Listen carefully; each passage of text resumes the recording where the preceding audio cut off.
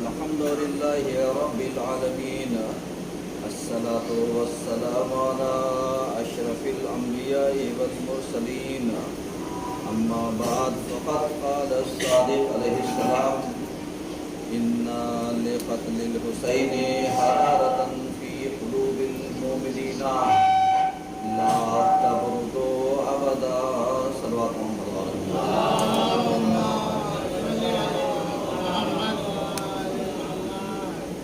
عزیزان گرامی، آج کے پہلے خطبے میں چونکہ یہ جمعہ 1443 ہجری کا پہلا جمعہ ہے اور ماہ اذا کا آغاز ہے، آج 3 تاریخ ہے۔ اسی حوالے سے ایک نئے موضوع کا آغاز کیا جا رہا ہے۔ انشاءاللہ ہماری گفتگو اس پر جاری اور ساری رہے گی۔ نئے موضوع کا عنوان ہے کربلا کیا ہے؟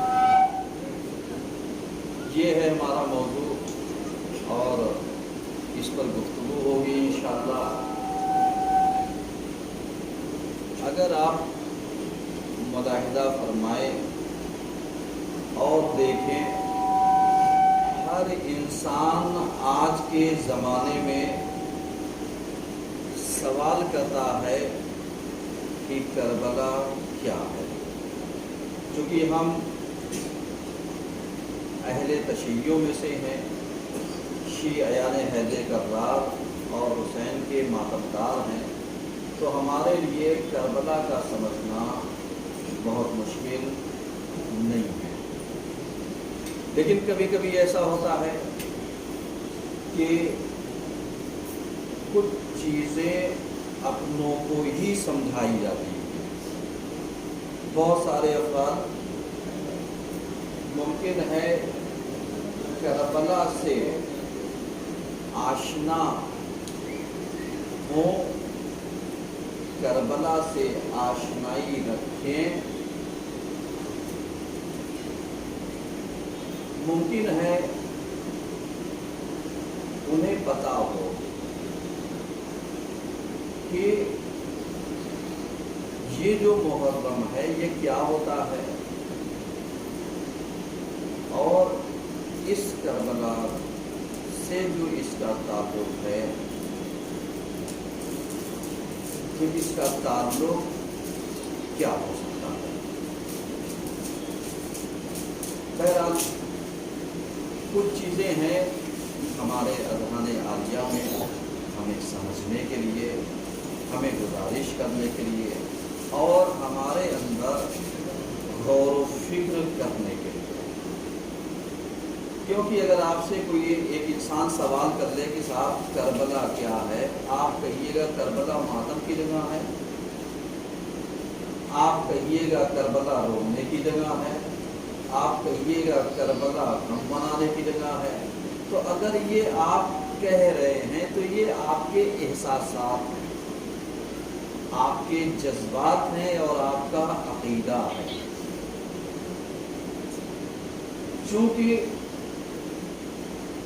جیسا سوال سامنے والے نے کیا ہے، اس نے آپ سے سوال مذہب یا مسلک کی بنیاد پر نہیں کیا ہے، اس نے کسی عقیدے کی بنیاد پر نہیں کیا ہے کہ آپ اپنا عقیدہ بتا رہے ہیں کربلا کیا ہے، اس نے آپ کا مسلک نہیں پوچھا ہے کہ ماتم کرنے والے خالی شیعہ ہی ہیں یا اور نہیں ہو سکتے۔ ایک سوال جنرل سا کہ کربلا کیا ہے، تو ابھی بہت سارے افراد ایسے ہوں گے کہ جو صحیح معنوں میں ایکسپلین نہیں کر سکتے ادر گو کہ کربلا کیا ہے، کیونکہ ہم نے کربلا کو جس انداز سے دیکھا وہ صرف ہم نے احساسات کو، صرف ہم نے گریہ و بکا کو، صرف ہم نے ماتمداری کو، صرف ہم نے جلوس ادا کو، بس اتنے میں ہی ہم نے کربلا کو کیا سمیٹ لیا۔ اب آپ ذرا سا غور و فکر کیجئے کہ جو امام 2 محرم سن 60 ہجری کو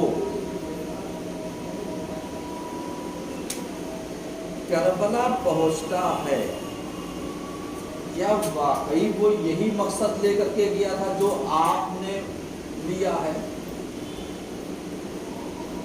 کہ صاحب میں جا رہا ہوں شہادت پیش کرنے کے لیے تاکہ آپ مجھ پر گریہ و بکا کیجیے گا؟ آپ بتائیے، کہیں پر ایک روایت ایسی ملتی ہو کہ امام نے کہا ہے میں جا رہا ہوں شہادت کی تاکہ آپ مجھ پر گریہ کیجیے گا، یعنی خالی اسی چیز کو مقصد بتایا ہو؟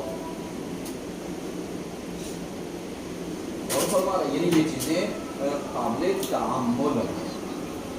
ہم نے کربلا سے کیا لیا؟ ہم نے کربلا سے یہی لیا کہ صاحب خالی رویا جائے، رلایا جائے، غم منایا جائے، امام کے اوپر آنسو بہایا جائے، تو ہم آنسو بہاتے ہیں مظلومیت پر،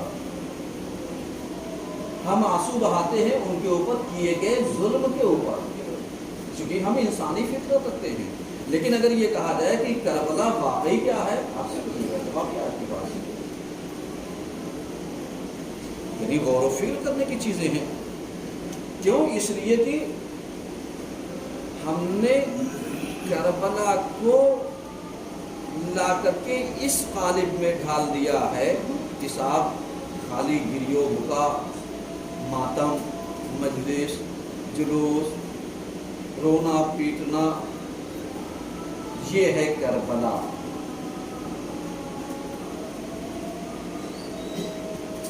یہ جو چیز ہم بیان کرتے ہیں کہ صاحب امام پر ظلم ہوا، امام مظلوم شہید ہوئے، امام مظلوم شہید کیے گئے، امام کو رلا رلا کر کے، تڑپا تڑپا کر کے مطلب ذبح کیا گیا، یہ کیا ہے؟ یہ کربلا ہے؟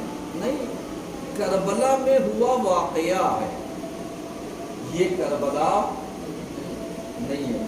آپ میری بات سمجھنے کی کوشش کیجیے گا، کیونکہ میں ایک موضوع کو ایک جانب جنرل وے میں لے کر کے جانا چاہ رہا ہوں تاکہ آپ اس چیز کو اپنے اندر اتاریے اور علم کی وادیوں میں ذرا سا چلنے کی کوشش کیجیے، کیونکہ ہمیں مجلس ماتم کرتے ہوئے پوری زندگی بیت گئی، یعنی جتنی ہماری عمر ہے اس سے زیادہ مجلس اور ماتم ہم نے ماں کی آغوش سے بلکہ شکم مادر سے ہی ہم نے گوش کیا ہے، سنا ہے، سمجھ رہے ہیں؟ یعنی ہم نے اس چیز کو سنا ہے شکم مادر سے لے کر کے اپنی حیات تک، اور ہر انسان سنتا ہے۔ یہ ہے ہمارا عقیدہ، یا یہ ہے ہماری عقیدت، یہ ہے ہمارے امام کے اوپر ہونے والا ظلم۔ ہم نے کیا لیا؟ جو مین موضوع تھا اس کو ہم نے بھلا لیا، یعنی ایک کوشچن مارک ہم نے لگایا کہ کربلا کیا ہے، ایک عنوان بنایا۔ یہی سوال میں آپ سے کر لوں، صاحب کربلا کیا ہے، آپ کیا کہیے گا؟ کہا رونے پیٹنے کی جگہ، امام کے تعزیہ دفن کرنے کی جگہ، جہاں پر ہم جلوس لے جا کر کے یعنی ٹھنڈا کرتے ہیں، بڑھاتے ہیں، جہاں پر جلوس لے جا کر کے اختتام کرتے ہیں، اس کا نام کربلا ہے۔ صحیح ہے؟ ایک جنرل وے میں ہر انسان یہی جواب دے گا۔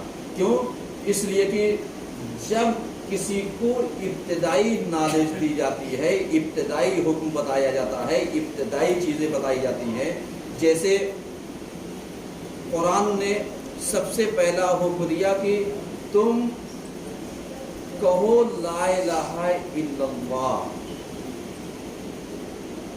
قولوا لا الہ الا اللہ تفلحوا، یعنی تم لا الہ الا اللہ کہہ دو تم فلاح پا جاؤ گے، یعنی تم کامیاب ہو جاؤ گے۔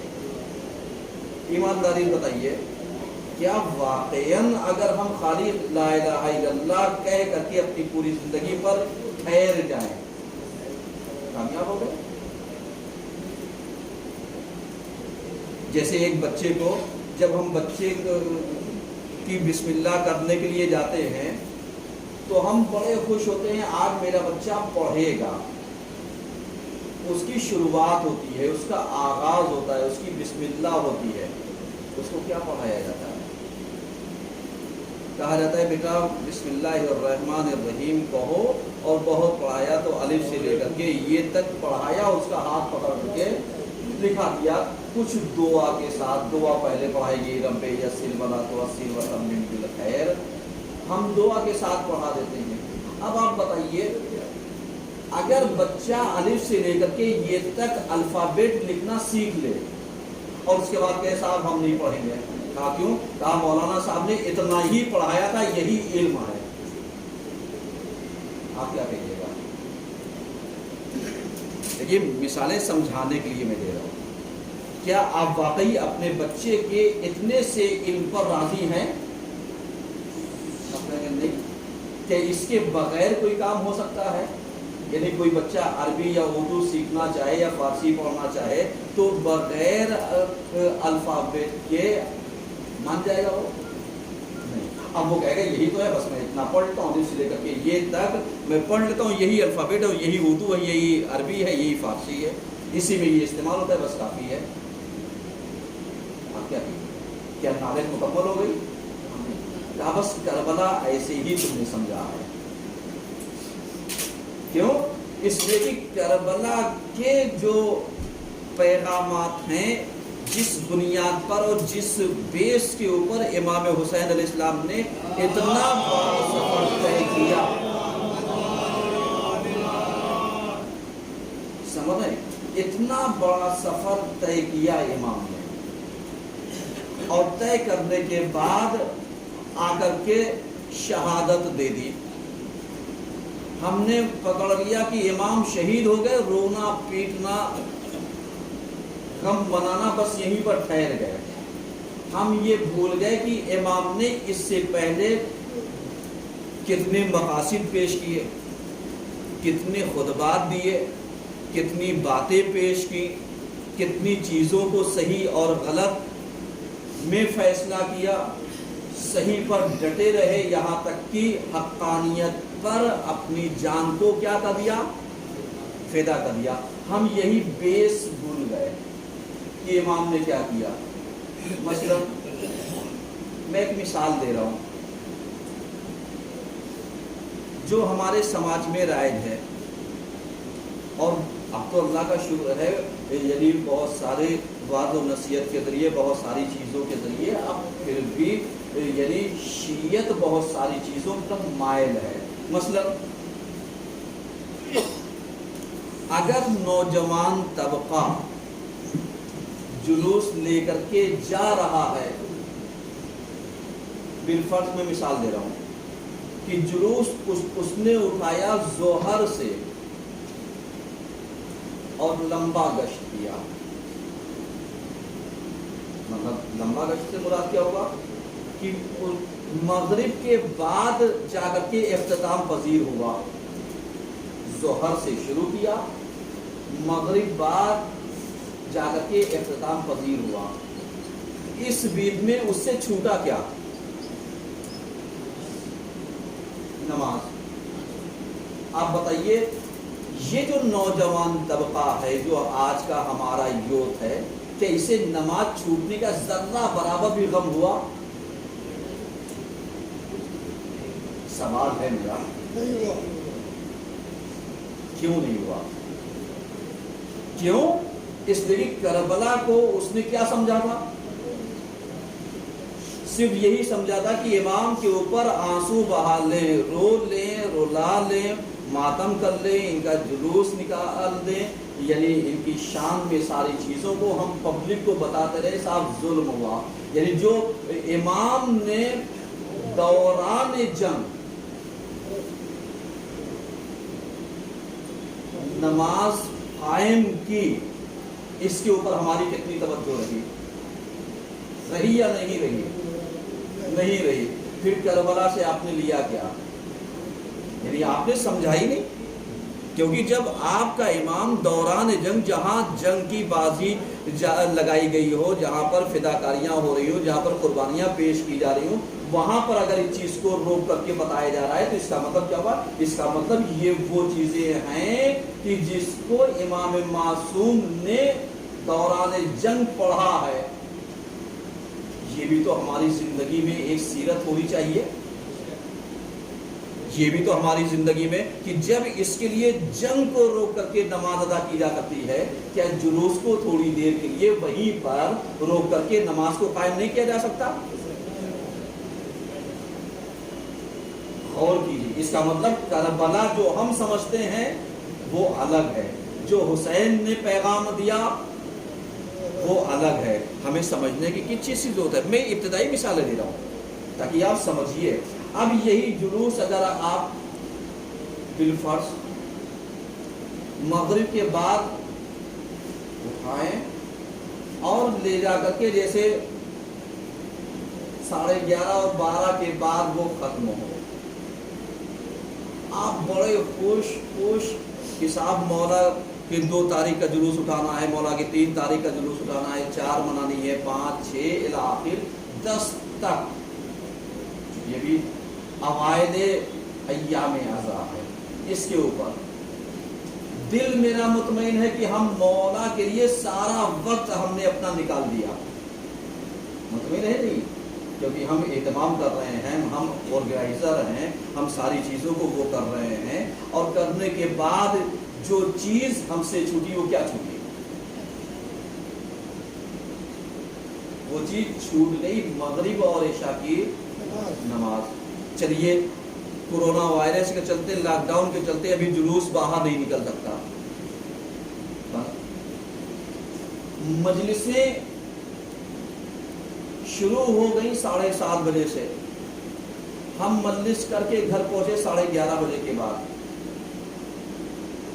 ہم بڑے خوش کہ آج ہم نے 5 مجلسیں کر دی، کہیں پر ہمیں دکھ نہیں ہوا، خوشی اس بات کی ہے کہ آج اللہ کا شکر میرا ایسا دن بیتا جب ہم نے حسین کی مجلس 5 کے 5 اٹینڈ کر لی، 7:30 بجے سے لے کر کے، اور دل یعنی مطمئن ہے، خوشی تو نہیں کہہ سکتا ہوں، مطمئن ہے، چونکہ محرم میں خوشی کے لیے ہم لوگ نہیں استعمال کرتے، دل مطمئن ہے۔ حضور والا مجلسیں تو برپا کر لی، شرکت تو کر لی، چھوٹا کیا؟ نماز کہیں پر تجھے دکھ ہوا، کہیں پر وقت نکالا کہ جہاں پر گئے ہو 5 منٹ کے لیے، 7-8 منٹ کے لیے آپ اٹھائیے، نماز کو ادا کر لیجئے۔ کسی نے منع کیا ہے آپ کو؟ یا کوئی جانماز نہیں دے گا آپ کو؟ یا کوئی سجدگاہ آپ کو نہیں دے گا؟ نہیں، آپ کو کوئی کچھ نہ دے، کوئی کچھ نہ دے، آپ کو مانگنے کی ضرورت ہی نہیں ہے، صحیح ہے؟ آپ باوضو نمازوں میں شرکت کیجیے، جب مجلسوں میں شرکت کیجیے ایام اعزا کے موقع پر، جہاں وقت نماز ہو جائے۔ ہاں ایسا نہ ہو کہ معلومیہ مجلس ہو رہی اور آپ وہیں اللہ اکبر شروع ہو رہے ہیں، کہ یہ پختہ والا نماز ہے، یہ نمازی نہیں ہے، یہ عقل سے پیدل ہے، سمجھیے گا، یہ نمازی نہیں ہے، یہ عقل سے پیدل ہے۔ کیوں کہا؟ اس لیے کہ ابھی نماز میں گنجائش ہے، قضا نہیں ہو رہی ہے، مجلس حسین ہو رہا ہے، فرش اعزا پر بیٹھے رہو تاکہ اس ذکر کو سنتے رہو، عبادت میں مصروف رہو۔ اس سے ذرا سا وقت نکلا نماز کے لیے، آپ بسم اللہ کھڑے ہو جائیے، سجدہ ہو تو بسم اللہ، کوئی بات نہیں، اور نہ ہو تو کاغذ ہے، کاغذ کے اوپر آپ سجدہ کر لیجیے۔ آپ بتائیے کتنا آسان ہے۔ کیا کوئی ایسا انسان ہوگا جو اپنے فرض شیزہ پر یہ کہہ دے صاحب نماز نہیں پڑھنا؟ کہ اگر ہم تاخیر سے آئے اور نماز ہماری رہ گئی اور ہم نے سوچا نماز بھی ہو جائے اور حسین کا ذکر بھی ہو جائے، اب میں پہنچا معلوم کیا ابھی مجلس شروع ہونے میں 10 منٹ ابھی سوس خانے نہیں شروع ہوئی، اب ہم اتنا ٹائم ایڈجسٹ کر کے وہیں پر نماز تو پڑھ سکتے ہیں نا، ایک کنارہ لیں تاکہ ڈسٹربنس نہ ہو۔ اب معلوم کیا ذاکر کے بیٹھنے کے جہاں کرسی لگی ہے، ممبر لگا ہے، وہیں پہ جا کر کے آپ نماز پڑھیے، یہ عقل کا تقاضا نہیں ہے۔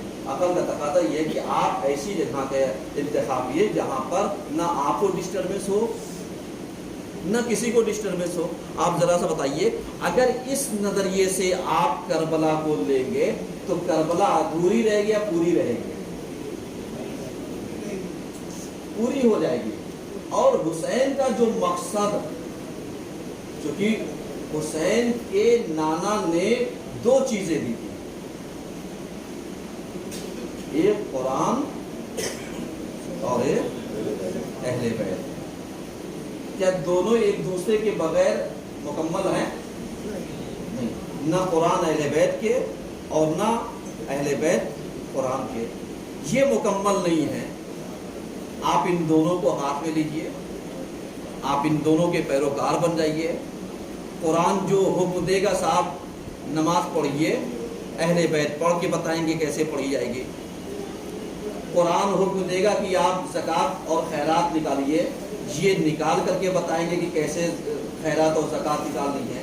قرآن کہے گا آپ جہاد کیجئے، یہ جہاد کر کے بتائیں گے کیسے جہاد کیا جاتا ہے، ویسا جہاد نہیں جو آج کے زمانے کے آتنکوادی جہاں چاہا کود گئے۔ یعنی آپ غور فرما رہے ہیں، یہ چیزیں کیا ہے؟ یہ چیزیں اس چیز کی بیان گر ہیں کہ ان لوگوں نے جہاد کے مفہوم کو نہیں سمجھا، کیونکہ جہاد کا نام یہ نہیں ہے کہ آپ کسی کو بے فالتو بے مقصد کسی کی جان لے لیں۔ معلوم دیا جیسے بہت سی جگہوں پر ہوتا ہے، مجلسیں ہو رہی ہیں، نماز ہو رہی ہے، اب معلوم دیا جو ایسے فدائیہ امام بارگاہوں کو اڑا دیا، مسجدوں کو اڑا دیا، نمازیوں کو مار دیا، کہا یہ جہاد ہے۔ ایسا کون سا جہاد ہے میرے بھائی؟ کون سا قرآن یا کون سی حدیث ایسے جہاد کا حکم دیتی ہے؟ آپ غور کر رہے ہیں؟ یعنی اس کا مطلب یہ ہے کہ اہل بیت بتائیں گے کیا ہوتا ہے۔ کہنے کا مطلب یہ ہے کہ یہ ساری چیزیں کیا ہیں؟ یہ ساری چیزیں مکمل ہیں، ان ساری چیزوں کو ہمیں بیان کرنا چاہیے، ان ساری چیزوں کو ہمیں پیش کرنا چاہیے، کیونکہ جب ہم ان ساری چیزوں کو پیش کریں گے تو نتیجہ کیا ہوگا؟ نتیجہ یہ ہوگا کہ ہم کربلا کو مکمل طریقے سے پہچانیں گے جیسے پہچاننے کا حق ہے، کیونکہ اگر ہم نہیں پہچانیں گے تو نتیجہ یہ ہوگا کہ ہم عزائے سید الشہداء میں کہیں ایسا نہ ہو کہ ہم ان چیزوں کو لا کر کے رکھ دیں جو نظریہ ایک دشمنوں کا تھا، کہ کیونکہ وہ حق کے مقابلے میں حق بن کر کے نہیں آ سکتا، ہمیشہ حق کا لبادہ پہن کر کے آئے گا۔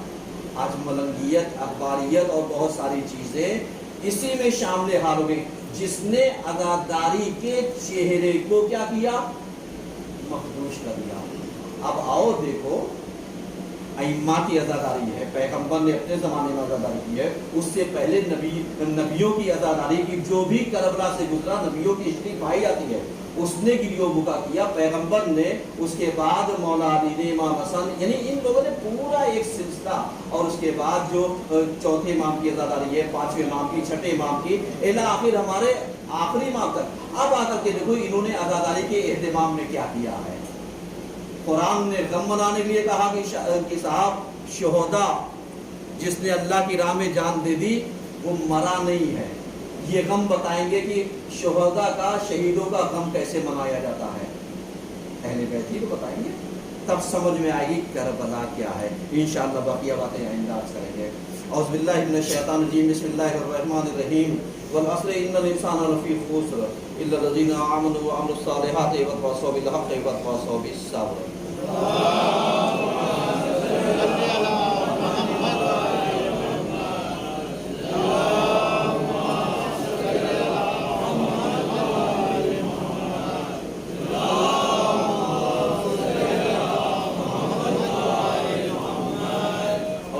من الشیطان الرجیم، بسم اللہ الرحمن الرحیم، الحمدللہ رب العالمین، الصلاۃ والسلام علی اشرف الانبیاء والمرسلین، اما بعد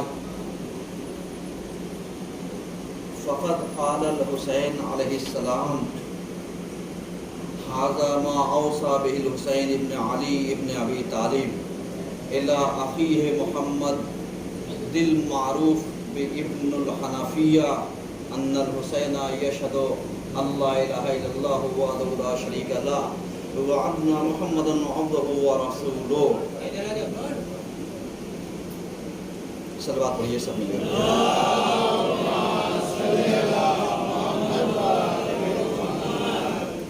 عزیزان گرامی، آج کے دوسرے خطبے میں سلسلے مباحث کو آگے بڑھاتے ہوئے ہماری گفتگو اس عنوان پر جاری ہوگی اور آغاز ہوگا کہ مقاصد حسین خود ان کی زبان، یعنی جو دوسرا خطبہ انشاءاللہ ہم آپ کی خدمت میں پیش کریں گے، یعنی مقاصد حسین کو خود ان کی زبانی ہم پیش کریں گے۔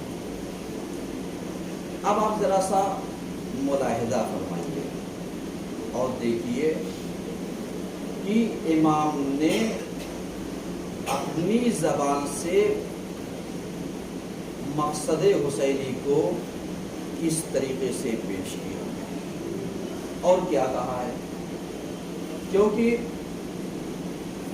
خدا کا شکر ہے کہ اللہ نے ہمیں عزاداری جیسی نعمت سے نوازا ہے اور ایک عزادار بنایا ہے، یہ اس کا شکر ہے، اور اس نے عزیز ترین ماں باپ عطا کیے جنہوں نے ہمیں بچپنے سے درس کربلا کو ہماری رگوں میں کیا کیا ہے، سنایا ہے، ہماری رگوں میں جوش بھرا ہے، انہیں جگر پلا کر کے لوریاں دے کر کے ماؤں نے کربلا کو ہمیں سمجھایا ہے۔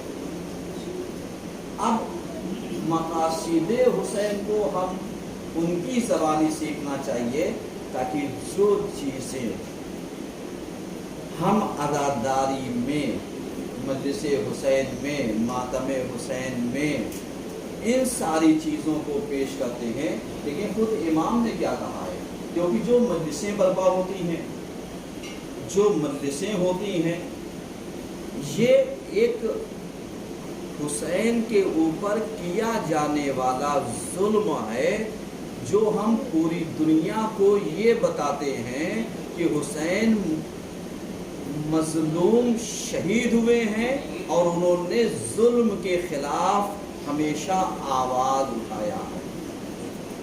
یعنی کربلا اگر دیکھا جائے تو ظلم کے خلاف ایک آندولن ہے جو سن 60 ہجری سے تا قیامت کیا رہے گا۔ لیکن اس چیز کو سمجھنے کے لیے ہمیں حسین جیسی شخصیت کو سمجھنا پڑے گا، کیونکہ امام حسین علیہ السلام نے کسی پر نہ ظلم کیا ہے، نہ ظلم کرنا چاہا ہے، نہ ظلم پسند کیا ہے، نہ ظلم سہنا پسند کیا ہے۔ یہ ہے پیغام کربلا۔ امام نے کیا کہا؟ امام نے مدینے سے نکلنے سے پہلے اپنے بھائی محمد حنفیہ کو ایک خط لکھا، ایک وصیت نامہ لکھا۔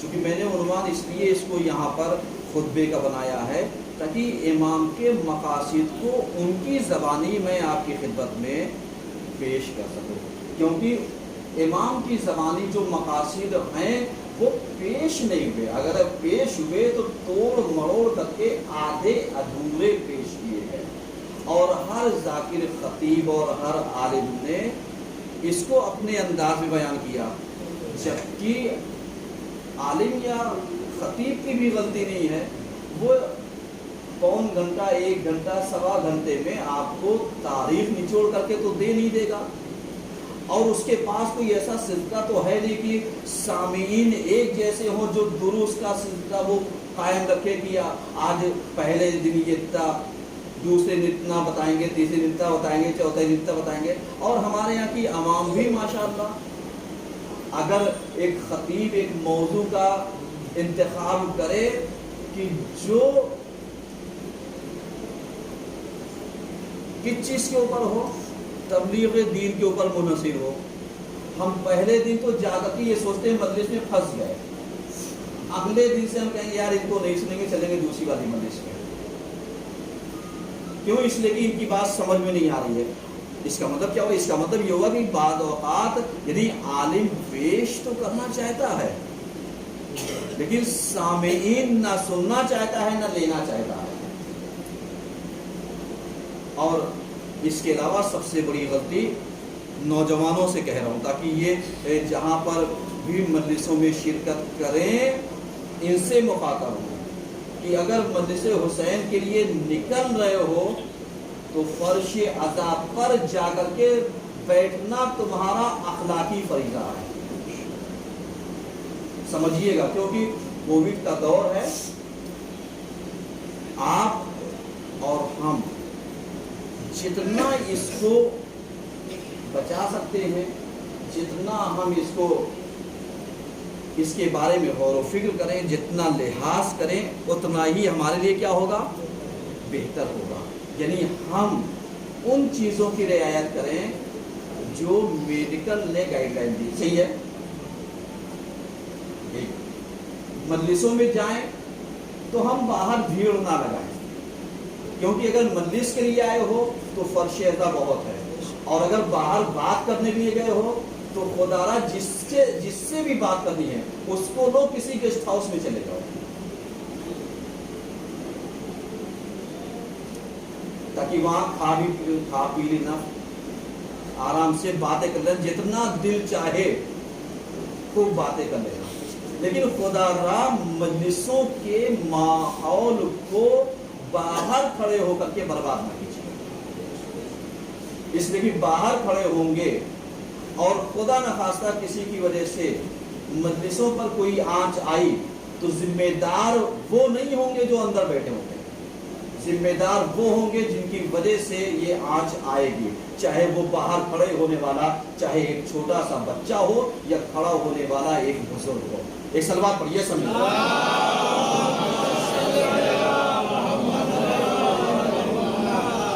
کیوں؟ اس لیے کہ امام نے مقصد حسین کو کیا کیا ہے؟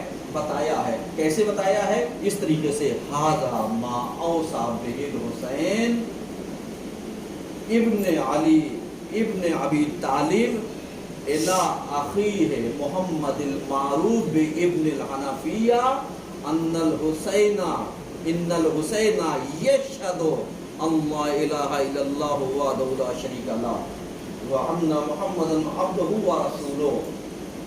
سمجھ رہے؟ یعنی امام نے لکھا کہ یہ جو وصیت نامہ میں لکھ رہا ہوں یہ اپنے بھائی محمد حنفیہ کو لکھ رہا ہوں، اور لکھنے والا حسین ابن علی ابن ابی طالب ہے. اور اس کے بعد کہتے ہیں کہ بے شک ان الحسین یشہد، حسین گواہی دیتا ہے، اللہ الہ الا اللہ وحدہ لا شریک لہ، کہ بے شک خدا ایک ہے اور اس کے علاوہ کوئی معبود نہیں ہے.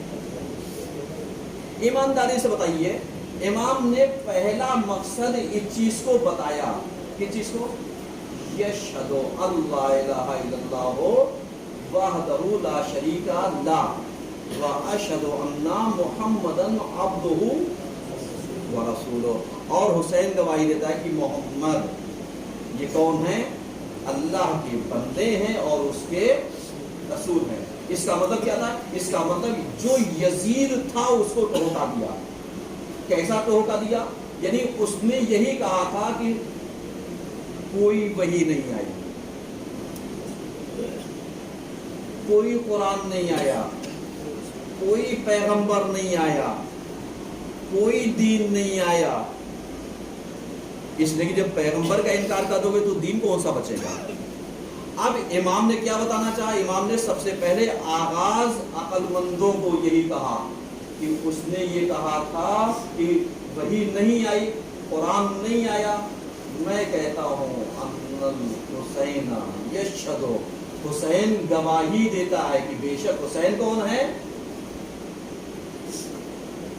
حسین گواہی دیتے ہیں اشہد اللہ الہ الا اللہ، کوئی خدا نہیں سوائے ایک معبود کے۔ اب جا کر کے جو چاہنے والا ہے وہ سوچے توحید کے اوپر عقیدہ کتنا ہونا چاہیے،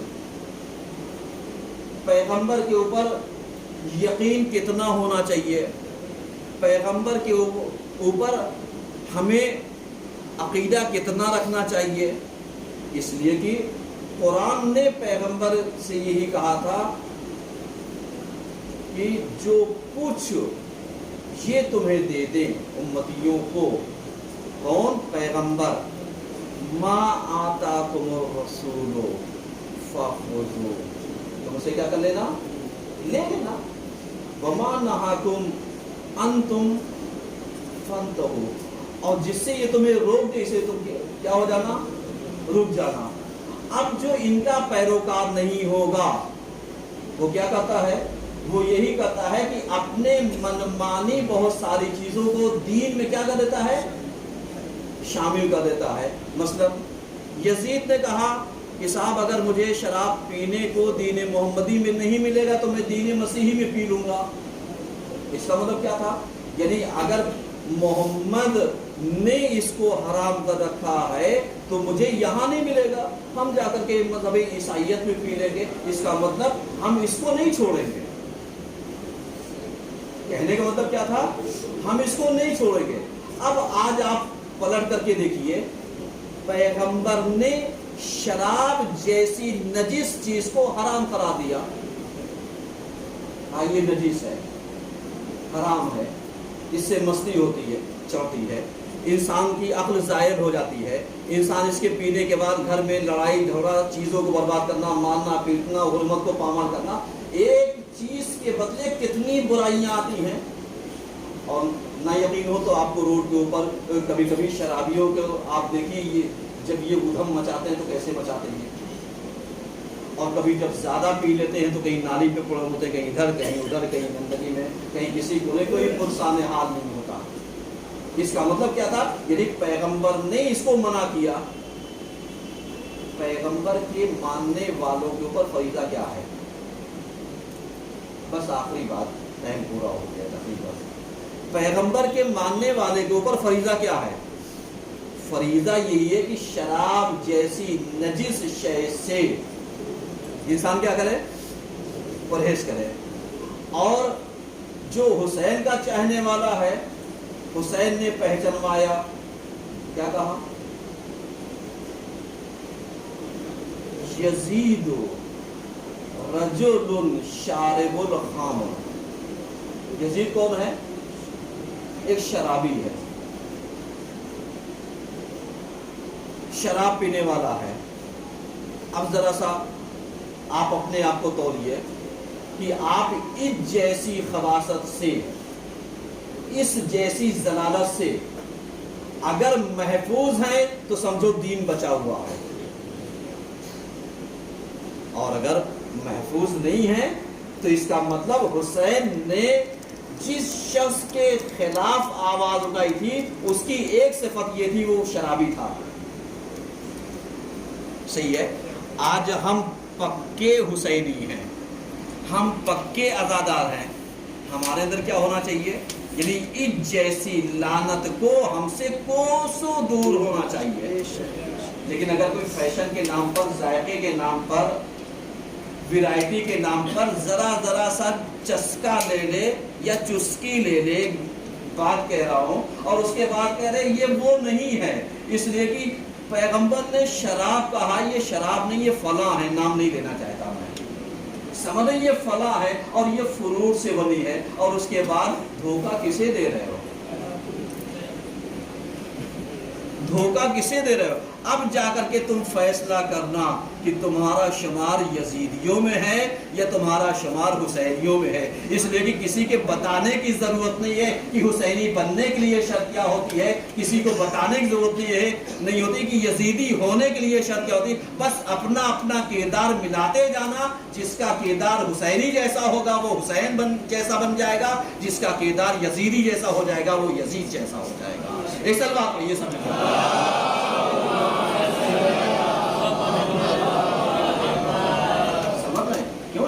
یہ حکم مسلمانوں کے لیے ہے, اس پر غور کیجیے گا انشاءاللہ.